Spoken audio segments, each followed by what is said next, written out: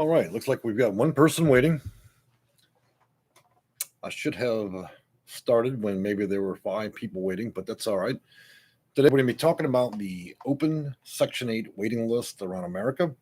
I'm going to give you a highly accurate list of all the different housing authorities, states, and counties that have these lists open.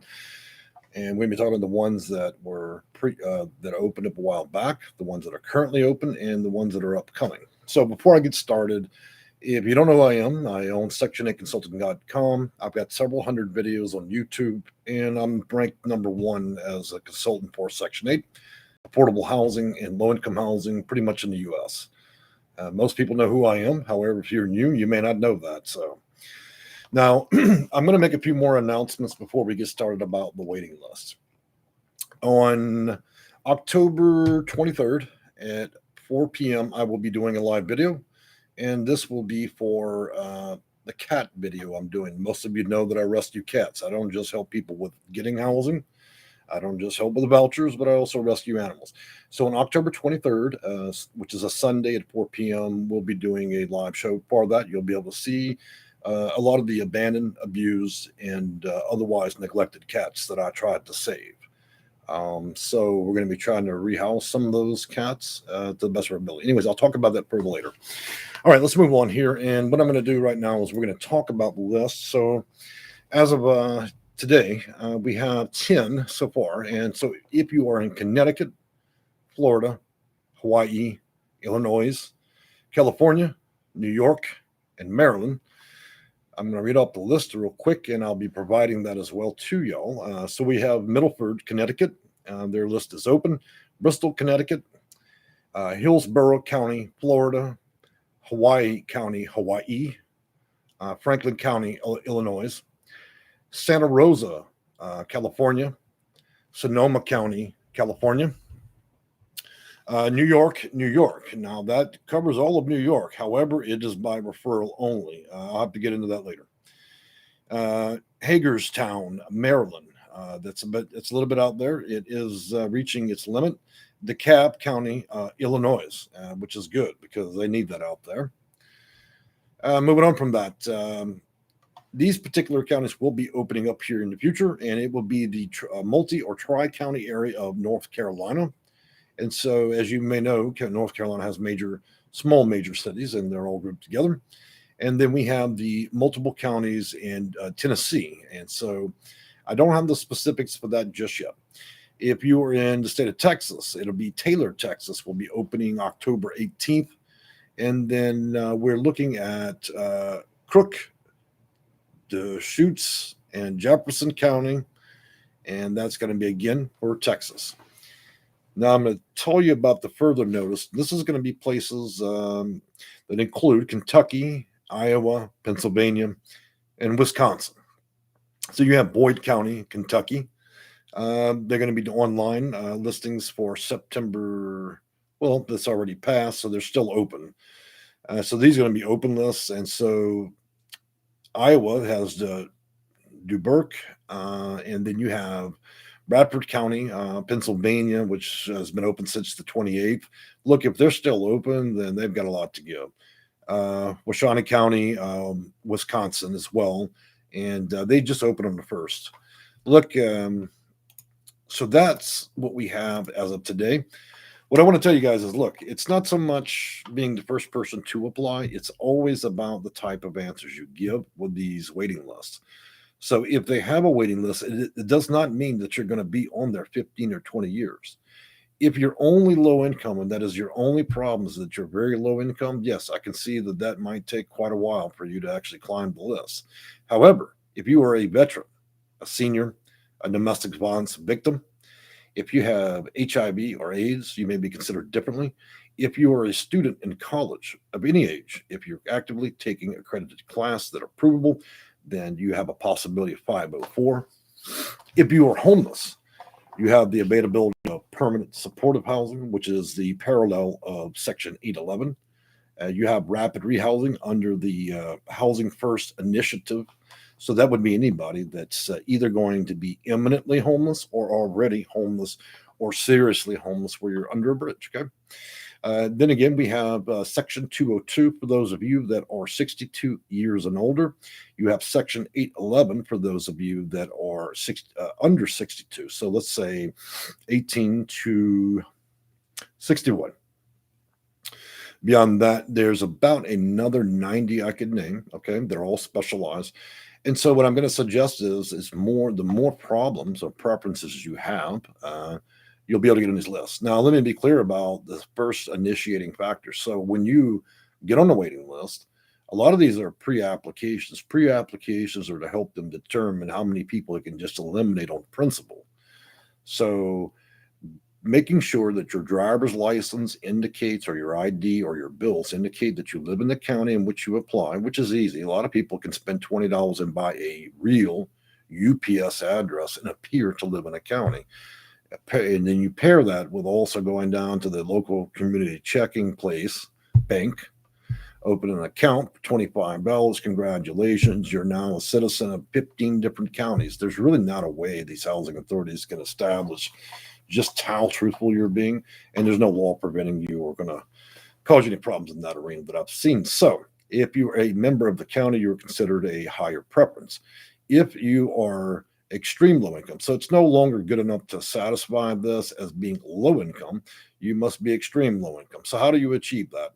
Well, if you're on a disability payment, social security payment, you're already extreme low income. We don't even need to argue that point. I think the only people in the nation that probably elude that rule would be that of the a couple thousand people in New Jersey that somehow managed to find, well, they got lucky and they ended up with $3,200 Social Security payments. They closed that little loophole back in the 80s and 90s, and now that no longer happens. For those of you that are working, we have to look at area medium income and the rents for the area. So, when you live in places like New York, Hawaii, San Francisco, you could potentially make 90,000 a year and be considered quite low income. Whereas you might live in Baton Rouge, Louisiana, where I was originally born and raised, where people don't make a great deal of money. So the difference between have and have not could literally just be $100. So don't base your idea or concept of whether or not they consider you extreme low income simply without checking. You really need to know and figure that out. If you don't know, then that's the sole purpose of what I do. And I mean, I do more than that, obviously. A lot of my clients, roughly 93% that do consult with me or have me do casework for them, do get the voucher, and they do not wait a lifetime. Another thing I want to tell you guys is, look, the housing authority is always going to report what they prefer to say, and then you preferentially can believe whatever comes out their mouth. So if you call a worker that's already received 4,000 calls this morning, she's already annoyed. She really doesn't want to hear shit out your mouth. And then the conversation might fall into the lines of, yep, we've got a waiting list and it will be 95 years. Can I help you? So it achieves, as I always say, the goal of which they like to do. It achieves the concept that you've accepted the concept of essentially they're not going to give you a voucher or it would take forever. Never believe that, okay? I mean, that's what they say. But the reality of it is the time frame in which you wait on a list is not based on some random comment by a worker that makes $6 an hour to sit there and harass people at the housing authority. You see my point? They don't know any fucking better than I do as to how long that list is going to be. So to answer the phone and tell you, and you believe, a lot of you believe these people as if they were some god that just flew out the sky and they can speak with impunity. That's absolute trash. These same people, when you drive an hour later to McDonald's, they're also serving you a cheeseburger through the window. Okay. So if you think that they are some highly educated people that are giving you the absolute answer to it's going to be a 15-year wait, then you are completely deluded. They do not know that. Look, waiting lists are comprised of times based on how many preferences. If I have somebody that's 95 with cancer in a wheelchair that served our country, that has been beaten up by their husband and is a domestic violence victim, they're going to wait on that list a very short period of time. The rest of you now, so when they said that you'd wait 95 years, that's right, if you gave every fucking worst answer. A lot of you guys make me battle you in your conversations. I talked to a gentleman yesterday. The whole conversation ended up him articulating federal law to me, as if I didn't know, as if I had spent 20 years with my head in the sand. You see what I'm saying? I was annoyed immensely by this guy, and he was unable to accept or hear advice. I also have some of you that just, I don't know, man. A sucker's born every minute. In other words, you believe any shit that comes out of people's mouths. Look, if I believed everything that the $6 an hour worker at the housing authority spewed out her mouth, then not a single one of my clients would have ever gotten housing.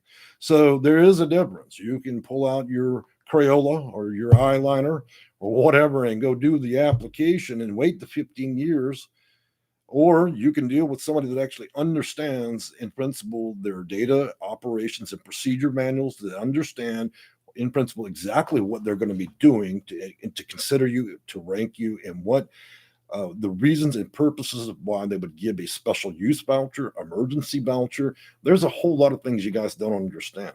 I didn't arrive at these conclusions in my first year of doing this, and that was 20 years ago. You're talking about going through hundreds of housing authorities across the nation. So I've seen every lie be told. At this point, it would be absolutely comical if a housing authority could invent a new way to bullshit me at this point. Okay. That is their job, is to discourage. When you've got too many people that want the same thing, wouldn't you think that the board meeting at the housing authority would be, let's just try to eliminate them with attitude? Get on the phone and just act, just be condescending, be rude, make it seem impossible, and they'll go away.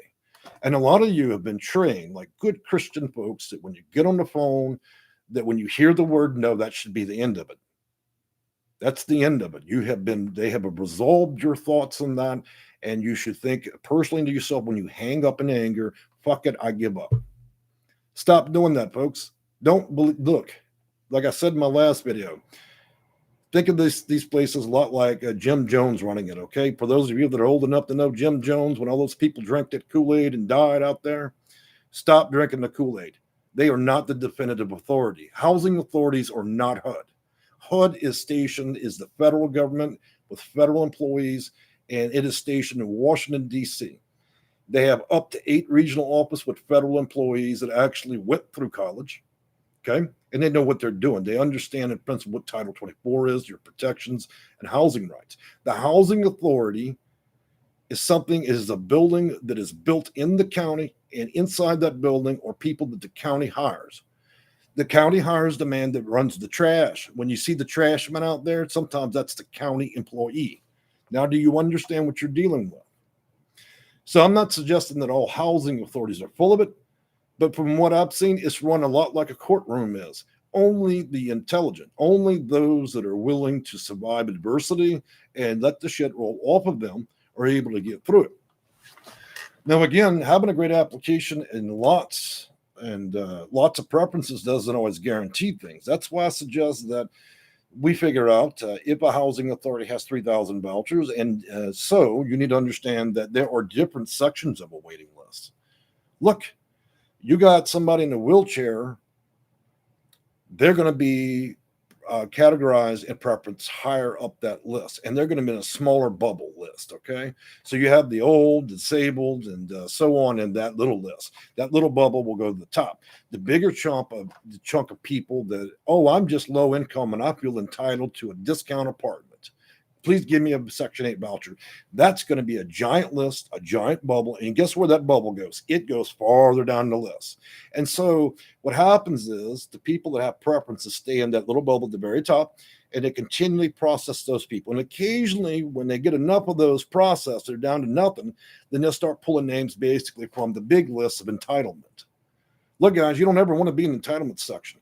I got you guys calling me from New York, New Jersey, Florida, Texas. Hey, man, I don't understand. I've been on here since 1987. What's going on? Well, it's easy. You gave every possible worst fucking answer you can, and they're never going to call you. It's simple as that. Some of you have gotten lucky. In addition to that, guys, we can go further into special use and preferentials for this. There are a lot of ways to get referenced. For those of you who have suffered some type of violence and have been through a court system, and you can get referred through the district attorney's office, you can get referred through the county, you can get referred through the county mental health. Anytime there's an intervention between the state, intervention by the county, social services, that if you have a, let's just say a director of the program that's at county office dealing with your mental health or your physical health. Okay, it cannot be a private doctor and so on. It must be operated by the county or the state. They have the ability to absolutely pick up the phone and make a direct referral to the housing authority for you to voucher. And I don't give a damn whether or not that waiting list has been closed for 400 years. Referrals are different. That's another thing you need to understand is housing authorities, despite them being closed, they always keep in the rules about 15% of reserve of vouchers. These are vouchers they don't tell the rest of you. Oh, well, it's been closed since the 80s. No, it's not. It's always open if you have a reference.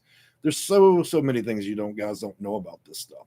There's other ways to do it. You got clever little old lady. Oh, well, my grandson works for the TSA. Did you know that federal employees, including state agencies, can make a simple referral and have you in the building in a week? But you all, the thing about it is you mere mortals, those of you that are not friends with the housing authority, and you're not at the director of the housing authority's Christmas party. Let me tell you something. Let's think about this logic. Let's go down and let's say Mary Lou is running the housing authority in DeKalb County. I can guarantee you as the day is long, if we went to that Christmas party, that her fucking maid and the lawn man, okay, the maid and the lawn man, they got vouchers yesterday. They're handing those vouchers out like Christmas cards, like Christmas gift cards. Why do I say that? We can go on Google real quick. We can even actually open a public request and then ask how many housing authorities have been sued for unethical and discriminatory behavior. And we've caught directors of program and housing specialists handing out these fucking vouchers to their friends, family, and political constituents. We just had a guy last year in Houston. They hired the guy off Craigslist to be a housing authority specialist. He was charging people from the city of Houston in his own neighborhood $5,000 per voucher. Now, the waiting list in Houston was closed last year, correct? How was that possible? What did I tell y'all? In reserve, they keep 15% of these vouchers. So they're literally sitting in this guy's drawer, and he had the option to sell them with zero oversight. He only got caught when reported. So there's lots of ways. Let's go back and think, for those of you who are young or old, let's think about this logically.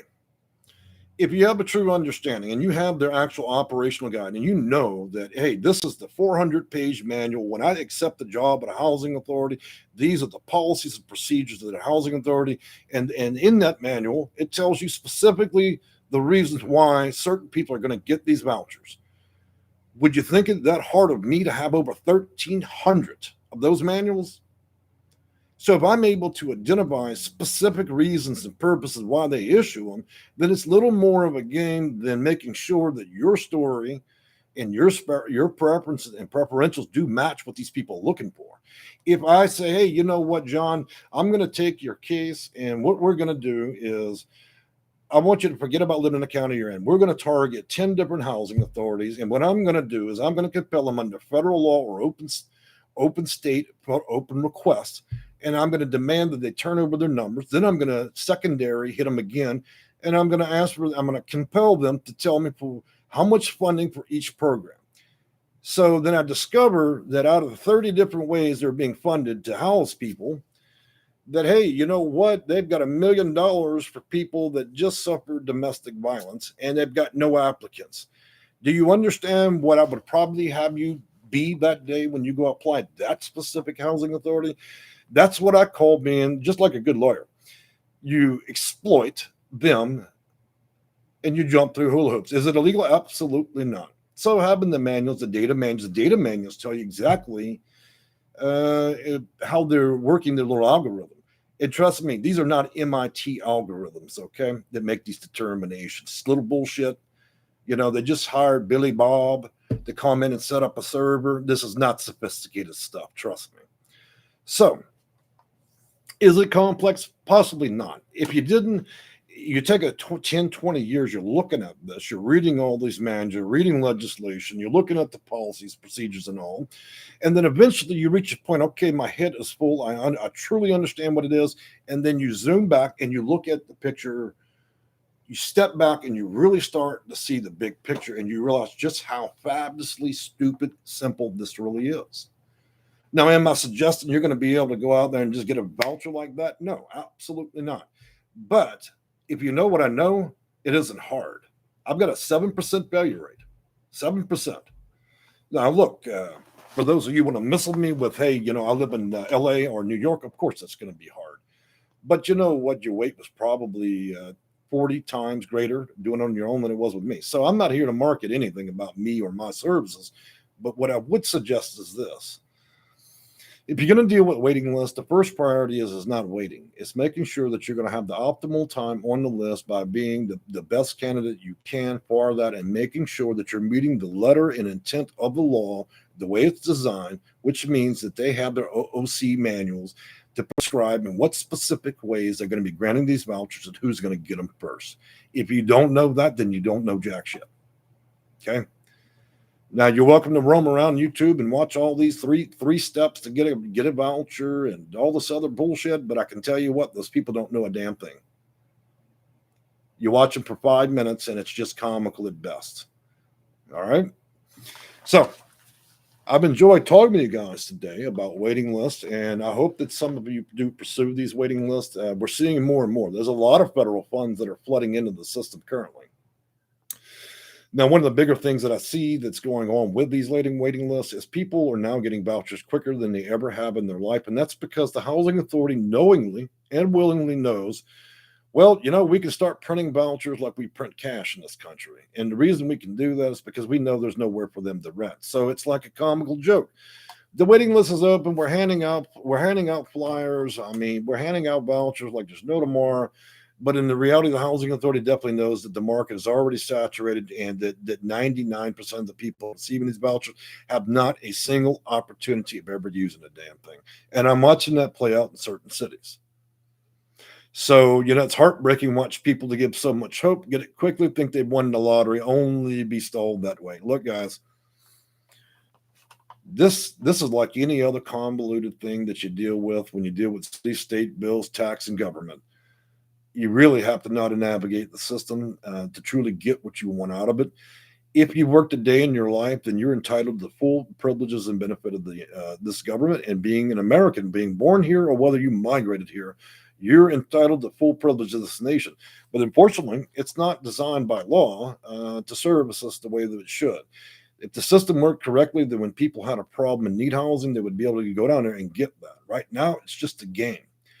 And for those of you that would question what I say about the game, let me ask you this. If it's not a game, then why do we have lotteries? When you go play the lottery, what is it? A game, right? So my suggestion there is, guys, if you're going to play the game, then you better damn well be better than the people that created it. If you don't understand how the game was created, then you better read the manuals, okay? If you don't understand the manuals, you'll never understand how they're going to rank, file, and categorize you throughout the system, and then what's open. Only those privileged to have the friendships and relationship of the housing authority or somebody like me who's able to pierce the bullshit can get through it.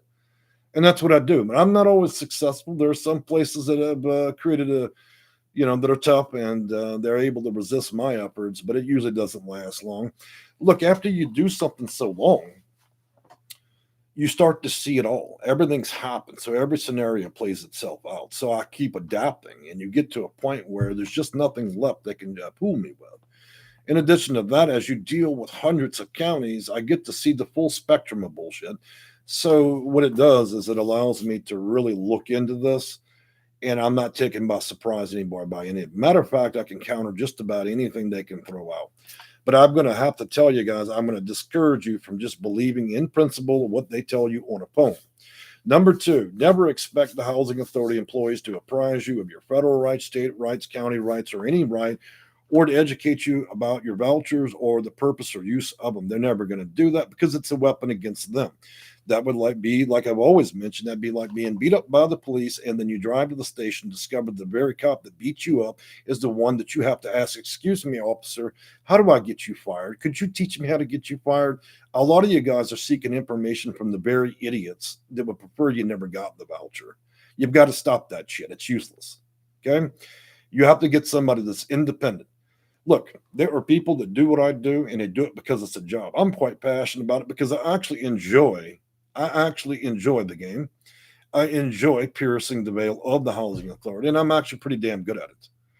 So when you can do something that you're passionate about and you're actually successful at it, if I thought I was bad, I would have quit a long time ago. And plus, the couple hundred videos on this YouTube channel would be riddled with pissed off, angry people. Think about that. Would not the channel and the chat be full of just, hey, you know what? That guy's a complete asshole. Nothing he says is reality. That's never once happened in this channel for 7 years. There are a few disgruntles. I don't always deal with people that are well balanced, but the numbers tell a very compelling story. Even when you look at the reviews from our website, I don't need to buy reviews. People leave them every day. I've got over 100. Why would I need to buy and tell a story?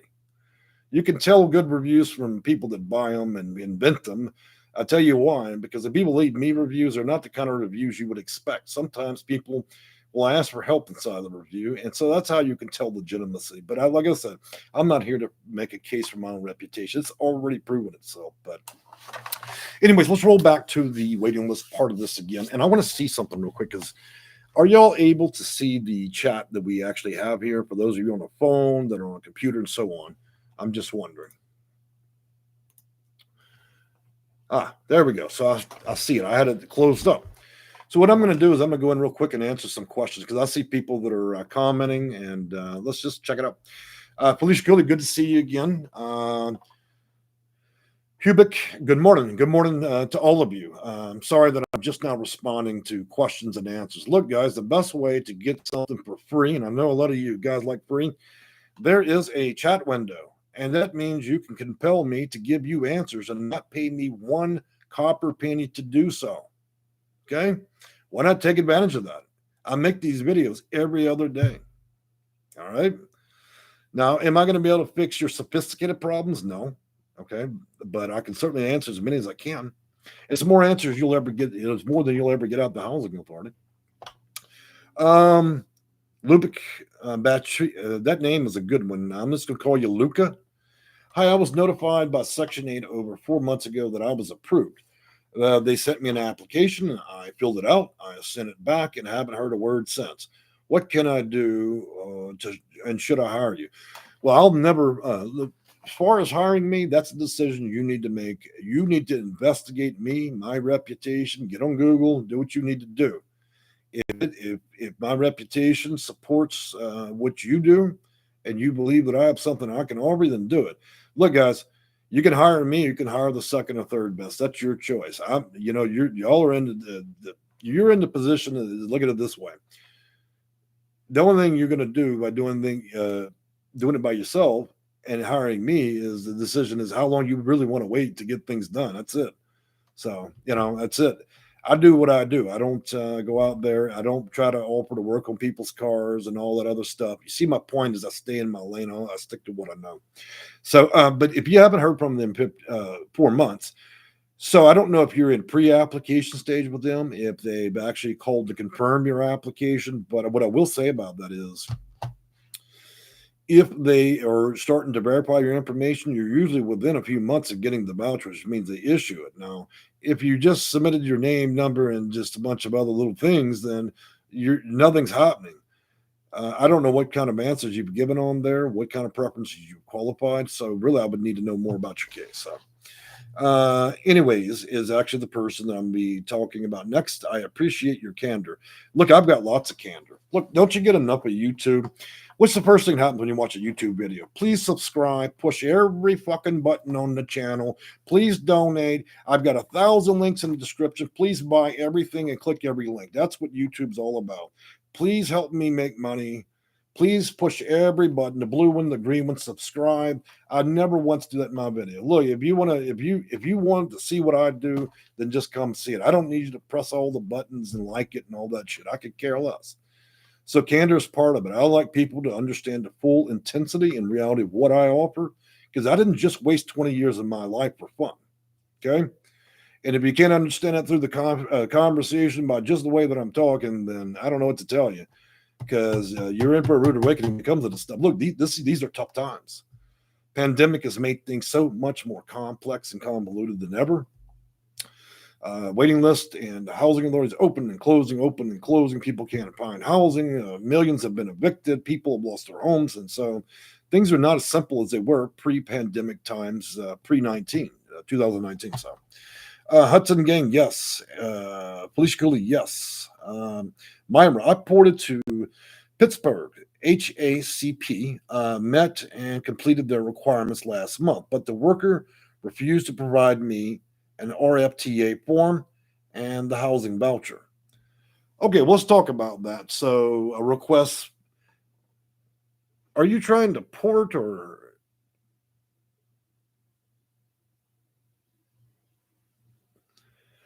Myra, I would probably have you email me about that because I think I know what you're trying to tell me, but I just want to make sure. Okay.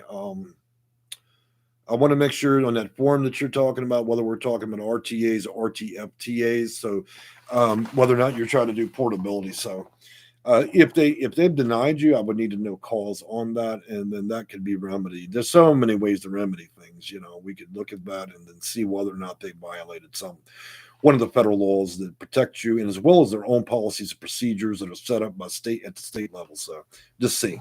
Um, Go to the Stark Sybil. That's a person, and that's that person's name.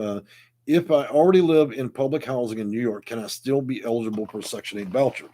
Well, go to, as a matter of opinion, you already are in the system. So you're subsidized through a rich tax credit property, and the housing authority is kicking out the payments back door. Okay. So what you would want to do, you don't need to be available for it. You simply need to convert from TBA or TBV, tenant based voucher, over to HCV, which is a housing choice voucher. And then that would be able to, you'd also have portability, which means you can move anywhere you want. That's a bit of a process. Housing authorities would prefer you guys never figure out how to do that because it makes their life a bit of a pain in the ass, and they don't like when other people in the program teach each other things. But I'm so happy to do that. Anything to put the last nail in the coffin for the housing authority, it just makes my day. Again, I want you to understand, I don't hate all housing authority or housing authority employees, but I have seen a big sampling, and I would say less than 23% of the housing authorities I've dealt with personally in this country. I would compare a lot of them like talking to jailers at the county jail. Just shitty people, period. Don't care about people, don't care what happens to you.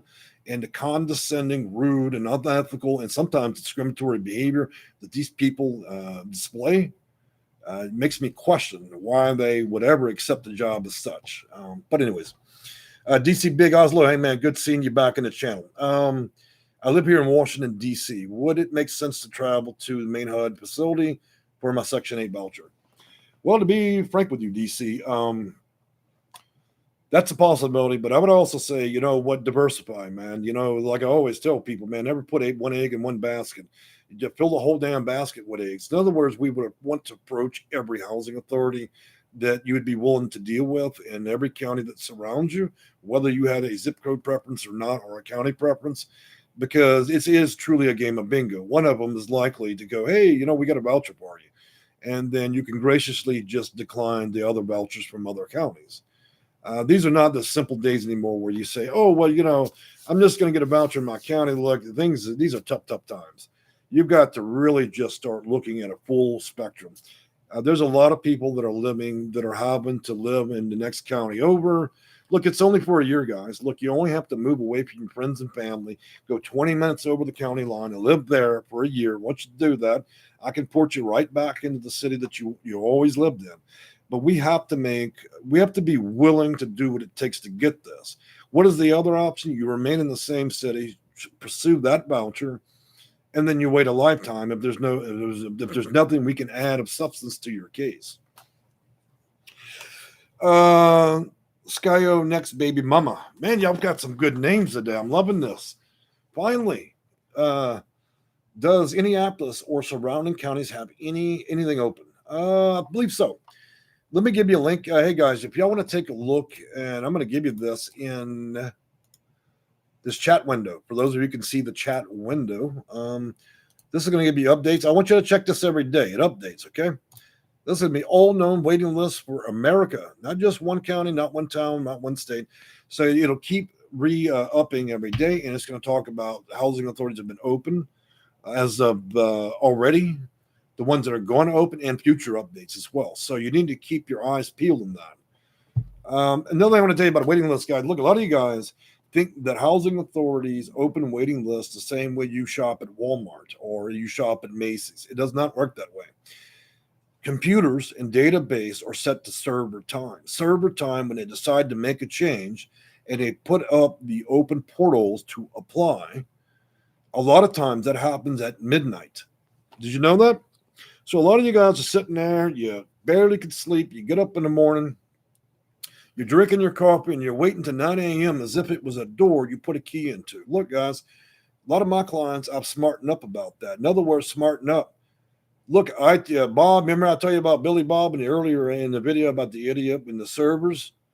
Look, before he leaves his job on the, say it's December 31st, before he leaves his job December 31st, he's going to put it on server time to change at midnight. So technically at 12:01, that's when the portal opened. And a lot of you guys are sitting out there with an open door all the way till 9 in the morning. Don't be stupid, man. Set your alarm at 12:01. I'm usually right 30 to 50% of the time. That means you got a 9-hour advantage on everybody in the city. Stop thinking y'all, the thing of it is y'all are translating this stuff into normal life.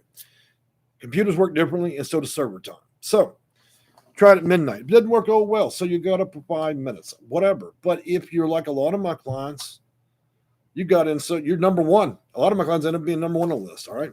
And I don't mean number one as in you're going to receive a voucher. I just mean number one to get your application in. Look, when these people at the housing authority are going to read through all that shit, it's better to be at the beginning. Trust me. Moving on.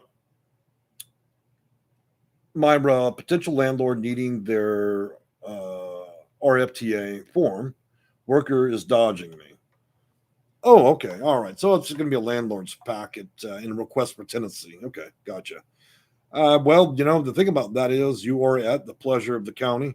And what I mean at the pleasure is if they've got too much going on, then they can stall. But if they're not going to come into compliance in 5 business days, we can compel them to do their job. If they don't want to do it, then we can put biases in there, and then we can up to regional and DC. There's ways to make these people cooperate, okay? But we also must be mindful of the fact that they probably have a lot going down. Another way that you might be able to address this, if that actual location, the housing authority is open, then I would make your demands in person so that can happen. But a lot of this stuff is virtual inspection, so it would be virtual HQS, virtual RTA, or RFTAs, okay, which means a request for tenancy and an approval. County Love, good name, another good name. This is so hard to find housing, being disabled, with an emotional support cat and a kid. I need help, sir. Well, first I must say, County Love, I am a huge advocate of cats. I have rescued over 22. I wish I had something to show you today in my video. So for those of you that understand me very well, I don't just rescue humans. I love cats. I always like to bring that up. They are the love of my life. I don't have kids. And so anyways, yes, look, I understand your positioning there. Look, I've got people that are in their 80s and 90s in shelters that have they've been pushed out of their paid for home, and they've had their home ripped off. All their antiques on the sidewalk get ripped off. They're left with nothing but their socks on their feet, and then their whole life evaporated in a brief moment. And their cats and dogs are out there on leashes with them, and they have 0 places to go. So they're literally sleeping in the woods. And so I understand what it means to go to the depths of hell and have to drag people out of shelters, elderly people out of shelters that are literally dying in there. So I understand. So if you need assistance in that way, County Love, this is what I'm going to recommend, and this is strictly up to you. Give me 1 minute.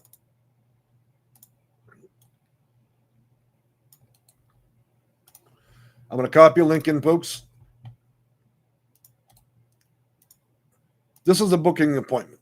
I realize these are tight times. People don't have money to burn, but I don't bullshit either, okay? So if you believe that if you're able to afford any time at all with me to help you work on your case, that would be the most effective way for you to be able to live your life and stop stressing out. Because when I take on cases, I do everything for it. And so the only thing you have to do is just watch TV and drink coffee. That's it. Outside of me probing and asking a lot of questions, guys. Look, part of what I do is keep people from completely having a meltdown, mental breakdown, and that Part of my job is also being a lot like a fortune teller or the weatherman. The reason is because I know exactly what's going to happen before it happens. And I don't mean that in a crazy way. I just mean that I understand the process. So I'm able to tell you, hey, this is what's going to happen in 1 week. Here's what's going to happen in 2 weeks. This is what so you're able to anticipate things. And when people can anticipate what's going to happen over a month's time, the fear evaporates, it melts because they know that I truly understand the system. And what gives a lot of you really cold chills down your back is when you're actually going through that process. As it happens, you start to realize, damn, that guy's good. He knew exactly what was going to happen on damn near on the day. You'll learn that about me very quickly. That comes from experience. I'm not reading a crystal ball. I'm able to anticipate to a certain level, a reasonable level, what's going to happen and how it's going to play out based on my own experience of doing it. So that's sometimes what I offer is almost a little bit of comfort, and it's really up to y'all. You don't have to do anything. The other option is watch 200 or 300 videos, and of course, Google's a fabulous resource for bullshit. And of course, I would like to give some honorary love to my friends over at 211. These are all the crazy people that they've given a keyboard and a Mac from 1982. They love it. So they'll give you vouchers for a bologna sandwich and a rubber mat at the homeless shelter. They give you 3 minutes of casework before they giggle and hang up. A lot of those people are so. I'm wondering if they do recruiting for 211 at the local psychiatric facilities, possibly under the bridge as well. A lot of those people, lunatics, you could hear them tap with one finger, and they give you a list of numbers to nowhere. You call, the number was disconnected 15 years ago. You call other places, and it's not even the same. This is what 211 does. Please call 211 if you need to figure out how to make yourself batshit crazy. That is what they're trying to do around the nation right now, is get everybody to call 211. That would be like having a toddler, okay? A toddler manage your case. It's pretty close to actually hiring a social worker to help you with it. Now, social workers, as I've mentioned, social workers, case workers, and all that, they're great at most of their job, but they are not trained to do what I do. They can help you. If you don't know how to actually spell your name, they can help you spell on your application, but they don't know jack shit about Section 8. What they get is referrals. So and you watch the magic word with your caseworker and your social worker. I can connect. You know what that word connect means? It's a real fucking clever word for saying, I don't know shit about Section 8, but as your social worker, I'm going to help you dial this fucking phone number to nowhere. I'm going to help you spell your name accurately on that page so you can wait 98 years to get the voucher. That's what it fucking means.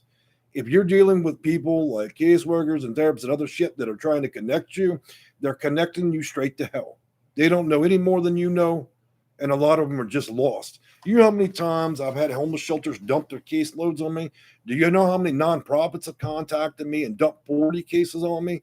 They've got people they pay that are sitting in there, air conditioned under a chandelier, collecting money as a nonprofit. They're going to go out and save all the homeless people, but the only thing they seem to be doing is buying new leather sofas and putting in an 80-inch screen fucking monitor, but nobody's been served. They're willing to crack the door of their charity for 5 minutes and throw out a few rolls of socks and a pack of bologna, but other than that, they don't do shit. Then they hire people there that are supposed to be specialists that don't know anything. They look like a deer that's been spotlighted. I had one on the phone one day, and she goes, and she told she was being very honest, and I appreciated that woman's honesty. She said, Jane, I'm working at this nonprofit to help the homeless, and they've taught me nothing. There's nothing in my office. There's not even a fucking manual. Do not leave the care of your life and your case and the people, these crazy ass people, because they don't know anything more than you do. The only difference is they have a nice placard that says that they're specialists. And by the way, guys, if you think, and those of you that believe you're housing specialists, I want you to go to Nan and McKay on the internet, and for 95 fucking dollars, you can walk right up to Nan and McKay's office and go straight to the bubble gum machine. And for $95, you can actually spin the fucking wheel and get your housing authority specialist license. A little pamphlet, the same pamphlet you get when you actually have to assemble a cheap lamp from Amazon. Okay? And that will entitle you to wreck, destroy, and completely convolute people's life when they need a housing authority voucher. How many people the housing authority actually have the education and understanding of that? Usually just one person sitting in the back office. The rest of the people are kind of like drones. They're like little worker bees. They were issued a dusty manual they never read, and they only know how to repeat shit like a puppet. It will be 7 years. Wait, do you need anything? They're robotic. They just don't know shit. But they're housing authority specialists, so they're trained like little puppets. Now, I do know some housing authority specialists that are absolutely fucking brilliant, but man, it's not a lot. Anyways, I'm sorry. I'm sitting here badgering the housing authority. We should go down and celebrate all the good Christian people over there at the housing authority. I can tell you there are so many stories. I've been getting calls around the country about how people are so pleased with the housing authority, that they're so pleasant that you can call anytime you want. Have y'all heard those stories about how we have the world's best housing authorities, that everybody's always praying for you? They're calling and checking up. Bullshit. Doesn't happen. Let's be real. All right. Anyways, let me get back to these questions here, guys. Ransaki, hello. I live in Connecticut. I've applied for Section 8 for 3 cities, me and my girlfriend. Good. We need to move out of our current residence in approximately 1 month. That don't give you a lot of time, so I don't know if you're applying for Section 8. That tells me right there that you're not under subsidy. You do not have affordable low-income housing currently, so you're going to have to get on the ball. And you're right for doing what you've done. So you're applying at many different counties. That is an important thing. So you're doing good. However, what about you and your girlfriend? Are you saying the right things? Are you focusing on preferences on there? Are you meeting the criteria that are necessary? That's the things you need to ask yourself. Also, guys, look, let me give you a little tip. Target counties with a population less than 100,000. Why? Well, hey, nobody wants to live in a small town except for people that want to live in a small town, right? But the general rule, what I've seen play out through our nation is if towns are 100,000 or 50,000, those lists are so short. Then when you hire a guy like me that already knows how to pretty much exploit that situation with the housing authority, it makes your time so impeccably small, it's ridiculous. It's those of you that like to sit in the big metropolitan areas, you're unwilling to work with me and sacrifice a whole 12 months of your life to go live in a small town. And I've told you guys, I'll port you right back into the depths of hell if that's what you want. But, sometimes you have to leave town a little bit, go live 20 minutes over that county line, and then after you make that one-time sacrifice, you've got that voucher. Or you stay doing what you're doing in the face of madness and wait the 20 fucking years when you could have got it 20 minutes away. That's the thing. What point do we connect those things? So anyways, what I wanted to say, Rensiki, is that's not a lecture for you. I'm just going on a bit of a tear there. But I just want to say, yeah, you're doing the right thing. You just need, I think what a lot of you need is just more about the system itself. So you better know how to navigate it quickly and effectively. That's the thing. It's not about quick. Sometimes to be truly effective, you truly need to know how it works. Zanta, 1878, man, I'm glad to see you back. Hi, can I get an eligibility interview, make or break? Can an eligibility interview make or break your case? It depends. Let me ask you a question, guys. You ever notice when, for those of you that received a voucher, you ever notice when a housing authority employee gets friendly with you and they ask you about your kids, children, all that stuff, and you think it's going well, right? You think you're being asked out of concern, right? Oh, well, how are the kids doing? What they're attempting to do is they're probing. And what they're probing for is elimination. See, a lot of people, you people, meaning Section 8, or people that want it, y'all love to tell a grand story. And the more you fucking run your mouth and put your business in the street, let's just be honest, I've got a motor mouth. I'm going to run them lips, and I'm going to keep talking to that woman until I eliminate my ass. Look, guys, be professional. They do that for a reason. They warm you up just like a bad cop, good cop. The difference is there isn't a bad and good cop at the housing authority. They're both. They're warming you up, so you keep talking, and eventually you're going to say some shit that's going to eliminate your ass. You guys have got to stop talking. If they ask you a question in regards to yes and no, answer yes and no. Do not put your business in the street. Also, let's not be silly. This is America. People are prejudiced, they're racist, they're bigots. So you go talking to somebody in the housing authority, you don't know where their mind is. And then when you start telling your personal story, then that person can think, you know what, I really can't stand that bitch. So I'm going to make sure her file never, ever reaches anywhere significant on that list, there are people that live and breathe hate. So I want y'all to please stop communicating your life and personal details of these people. Stick with yes and no, because you never know who's in control of your case. Look, get on Google and you type in housing authority lawsuit. Hundreds of them. People, idiots working in housing authorities are doing whatever the fuck they want, and they finally got caught.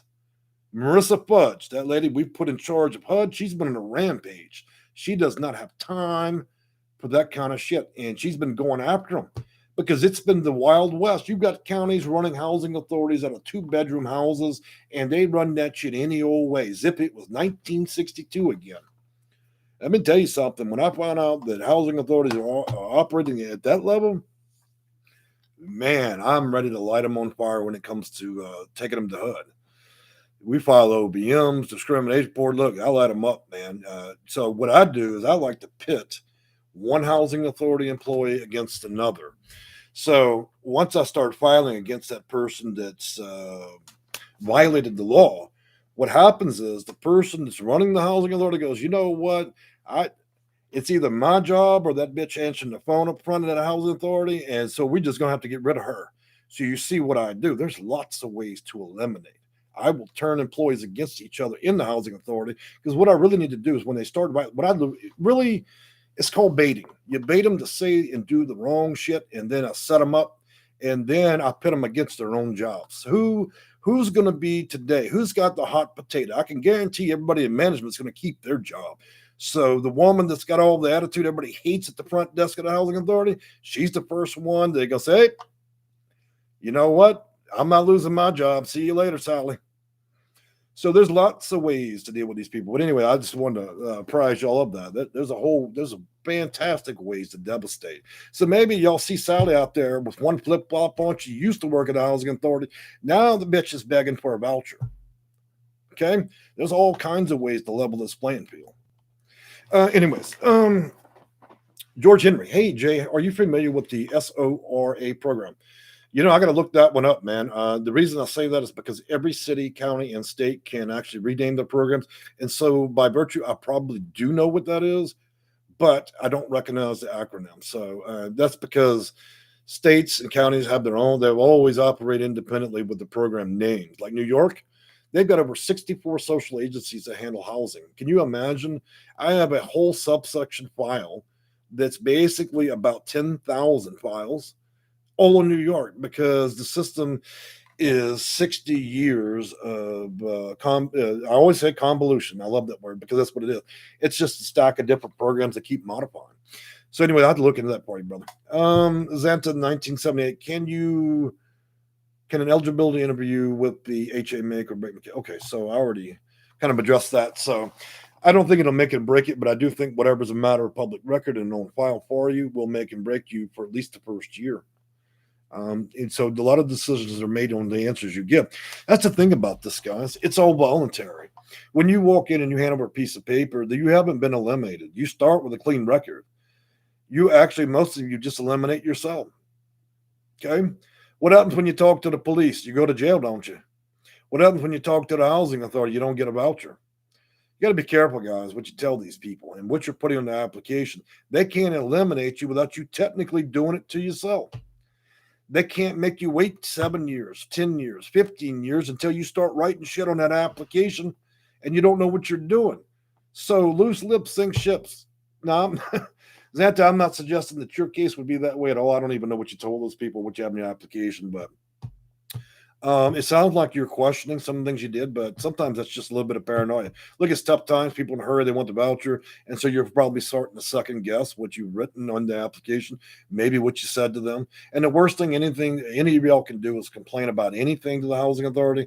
And for those of you that are incessant, and what I mean by that is those of you that continually email the housing authority and continually call them, you've already made an enemy in the building.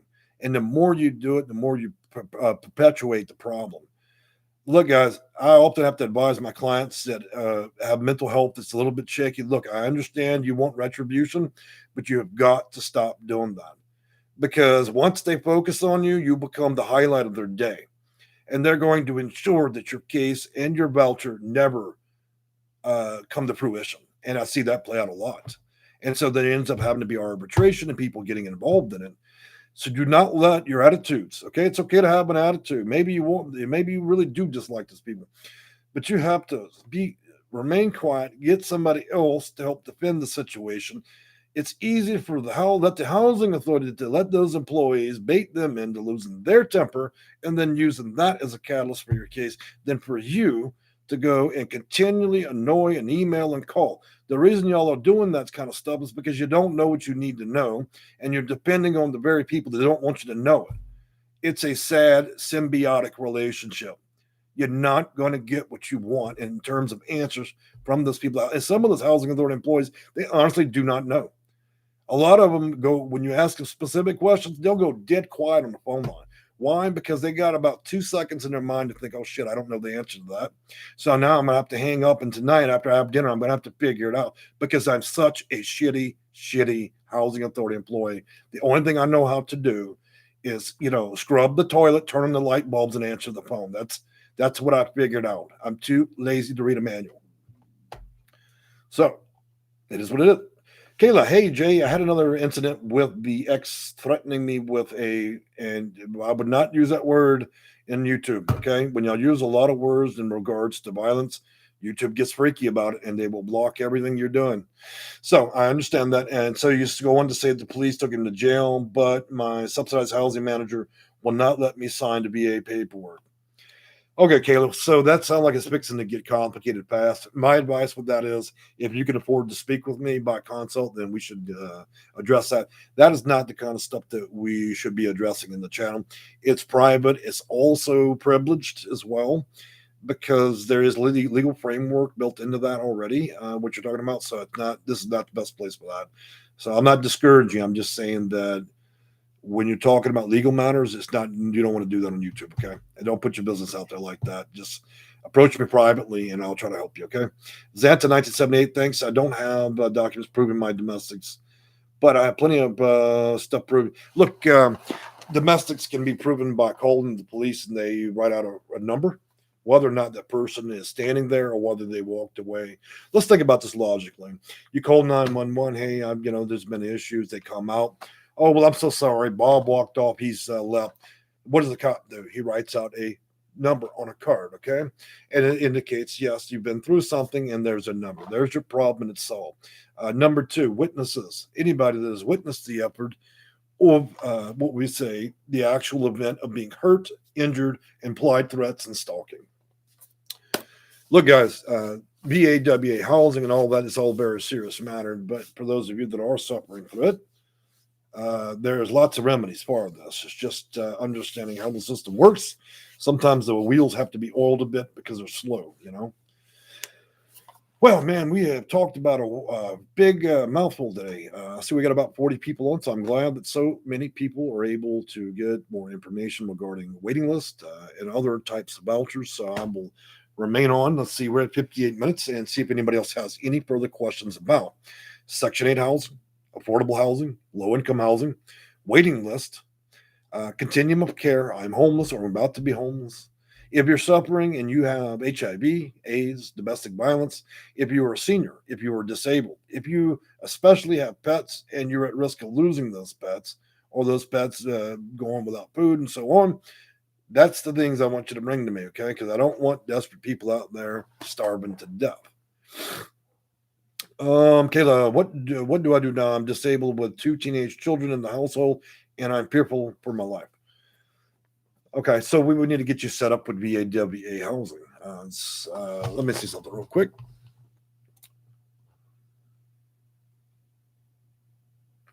Kayla said, I'm sorry I took it down. No, never be sorry, man. Kayla, let me tell you something. What you're going through is what a lot of women are going through, and this pandemic is perpetuated that. There are individuals in this world that are very sick, and they believe that remedying everything and every problem they have means abusing them, abusing their women, beating up women, children, even animals, okay? I'll never be sorry about that. To be frank with you, that piece of shit that did what he did to you, you know what? His day's coming. It's certainly coming. And there will be a time and a point in life where we all will have to pay the debt and answer for the shit we've done. and he certainly at some point is going to have to pay. And I got to tell you, man, I experienced that in our household growing up because of a bad decision was made on part of my mother didn't know better, and there was a person for about 7 years that terrorized us, our animals, and of course my mother. I've seen beatings that would warp your mind. Okay, I've also dealt with clients that have been stabbed, that have half their fingers raked off from a kitchen knife. I've seen brutality at levels that would just bottle the mind. Okay, and let me tell you something, I find it reprehensible. I will not defend, represent, or assist anybody that's been charged with domestic violence. If you abuse your animals, children, women, or the elderly, I'm fucking done with you. If I find out you've done it, I'm done with you. You will never be utilizing me to assist you to get housing. You are done. You're cooked. All these landlords I deal with, I got about 200, a little bit over 200 landlords I deal with. One of the first contingent parts of my contract is if they violate people, animals, pets, and the elderly, I will not lease to you. Good luck to you. Go live in a ditch, bitch, because you're not going to be living with anybody or any property landlord I deal with. Now, I understand there are situations between men and women that sometimes happen that don't end up being very violent, and it's a manipulated situation. So I use that within reason. But if there is a true case of it, I won't deal with it. That's a line limit I personally put up. So yes, I discriminate against people that abuse people. I absolutely do it, and I won't change my mind about it. So if that means I've got to burn in hell for it, then oh well, I'm ready to burn. So moving on, guys, let's take a look here. Then Tara, thank you for taking the time to do this. You know what? I enjoy doing it. So I'm a bit passionate about this, guys. So I'm always happy to help answer any questions you'll have in regards to Section 8 waiting list, the housing, and the different efforts we have to go through. I do this every other day. Y'all are welcome to visit me in several different places. And I'm going to put up some more links for you guys that are just joining us. Or the success rate is not perfect. I'm always very upfront and honest about that. I do fail 7% of the time. So you have a 93% chance of this probably working out, maybe higher, maybe a little bit lower. But at least I'm honest, okay? There's a lot of people selling snake oil. Snake oil is when you try to convince people that everything you do is perfect. I don't ever fall in that line, all right? So this first link is just for that if you want to book an appointment or at least consider. I encourage every one of you to investigate who I am, where I live, what I do, and so on. If my reputation proves to be exactly what I say it is, then you know that it's the right move. If I actually meet the criteria. If you don't believe I'm good for your case, don't worry about it. You can always hire the second or third best, man. I'm never going to argue with y'all about that. You can go and hire anybody you want. I already know all these people out here that do what I do, and a lot of them are crazy. All right, second thing I'm going to give you is a link to my website. This helps answers a lot of questions. So, there's never a reason to repeat things. So that's the section8consulting.com, www.section8consulting.com. Pretty clear, nice website. And yes, I made it nice for a purpose. Nobody's inspired by me putting up and owning section8consulting.com if all I'm going to show is crack houses and low-income housing. So I intentionally made the website nice because we all should aspire for something a little bit better. I had the option of putting low-down looking people, homeless people with doo-doo in their hair and everything else on the website. That does not inspire anything in anybody. So that's why I made the website nice. So just wanted to be crystal clear about that, guys. The last thing I'm going to give you, look, reviews. You do whatever you want to. You do whatever you want to do with these reviews. There's over 100 of them. People leave them for me every day. Okay. You ever been on Amazon and you see those reviews? They're all choreographed, aren't they? They're exactly, 3 sentences long, and they all have a magic keyword to keep using over and over. If you read my reviews, it looks like you've had people that are probably drunk, high, crazy, and everything. That's how you know they're real. A lot of them don't even say that what I do is even that good. That's how you know they're real reviews. And there's over 100, so you had to spend for a while. Some people actually leave me reviews that have nothing to do with anything. Some people complain about their health problems in my reviews. That's how you know they're real. And of course, you can always go to YouTube. I got plenty of people that bitch and other people that love it. So I want to tell you guys, hey, man, anytime you're having a bad day, look, this is what you should do. Stop what you're doing. Go straight over to my YouTube channel and dislike as many videos as you want. You will find out with me. This is the first indicator that you're dealing with a real person. I don't give a damn whether you like or hate the videos, okay, or what I do. I actively encourage you. Are welcome with that. Look, there's a link to reviews. Go in there, leave the most horrifying review about me that you'd like to. I do not care. Okay. That stuff, it just does not twist my world. I know. Look, when I take my last breath, I'm going to leave this world with a clear conscience, and I hope a lot of you join me with that. Okay, so what we're going to go and talk about now is the cats. Finally, an hour later, let's talk about these damn cats. So, about 5 years ago, I started rescuing cats, and the reason I did that, these are not just pets people put out the front door and then moved out. These are not. That's not what I'm doing. Big pops, little pops. I've got a cat that's so elderly that in cat years we're talking around 130. Okay, that's how old the cat is. Not literally, but in cat years. These cats have been abused, some of them severely. Okay, one of them so severely that the hair was burned off. This is what happens when you train your little children to be fucking monsters. They set the cat on fucking fire. So let me be crystal clear about it. That immense amount of pain to an animal that doesn't even understand why it's being tortured for no fucking reason other than you have a loose screw and your children's center moral center is somewhere between hell and hell. That cat got burned up. Okay, still living, lives with me.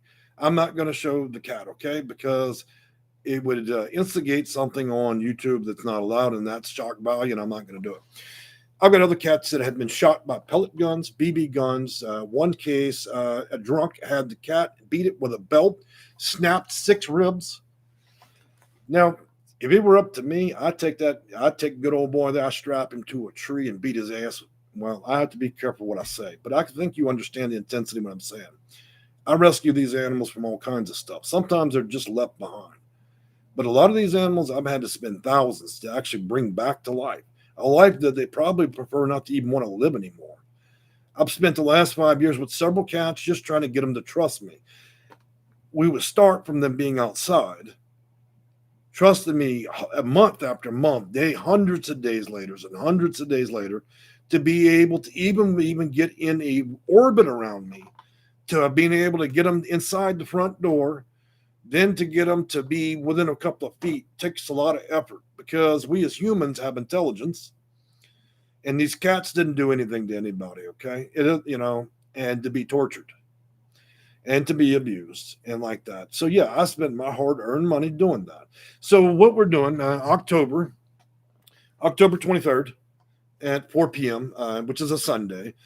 We'll be talking about the cats and some of the good and some of the somewhat rough cases. And I will allow y'all the opportunity to contribute to the care or welfare of these cats. This money, as it's donated, is not under the guise or purpose of any charity or anything like that.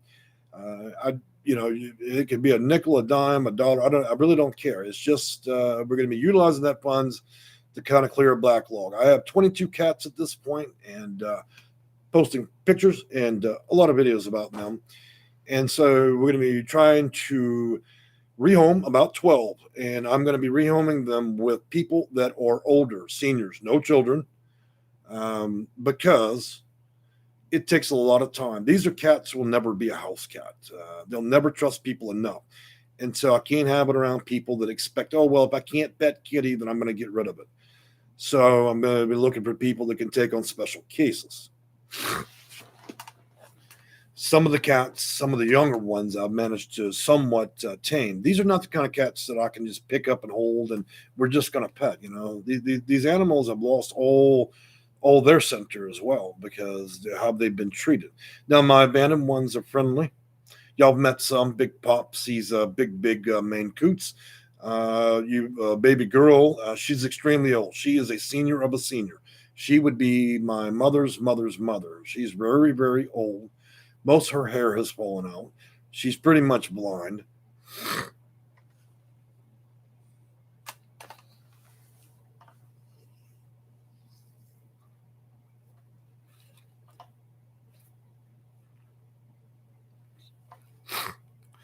All right, folks. Give me 1 minute. All right. So,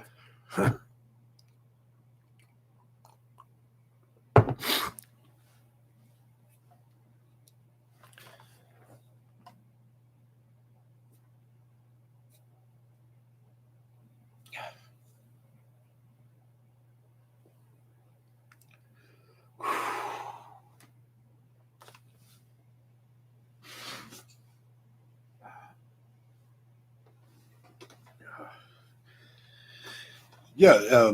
So far, Sunday, October 23rd, we're gonna do what we can, to help these cats. So, look, as I'm in the video earlier, because some things are a little bit too emotional for me, and that's probably because I work too much and I care too much. So, what I'm going to leave y'all with is simply this: if you do need help, I'm willing to help. If you want to support the cause and help us with these cats, please do so. You have to have a very, I should say that even when I deal with my clients, you have to have a very strong sense of strength because it takes a while to build a defense against things that are heartbreaking. And sometimes even I fail at that. Hell, I just failed. It took, 200 videos before you ever see me shed a tear.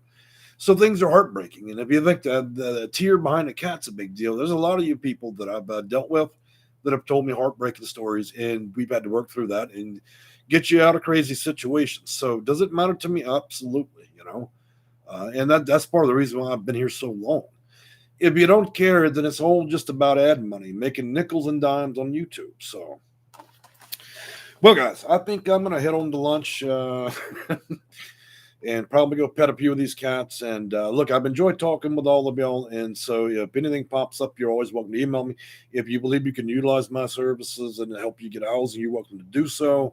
And other than that, man, hey, enjoy your Monday. We'll be back on, I think, Monday, Tuesday, Wednesday. So it'll be back on Wednesday, and we'll talk a little bit more about housing. And I'm going to be, as we keep going video to video, we're getting a little bit more in depth about the cats, but with less intensity. Okay, we'll talk about some of the happy things, and I'm also going to be bringing up a few new dogs. So I know we have dog lovers here. We'll be talking about them as well, and what we can do through the holidays for Halloween, for Thanksgiving and Christmas.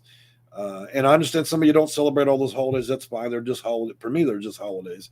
So you celebrate them any way you want, but it's always a great occasion to, get excited about the holidays. And we're still going to continue to process and assist people with getting vouchers. I don't give a damn if it's Christmas Eve or Christmas Day. If it's possible to help, then I certainly will. All right, guys, I've enjoyed talking with you. Y'all have a great day. Bye-bye.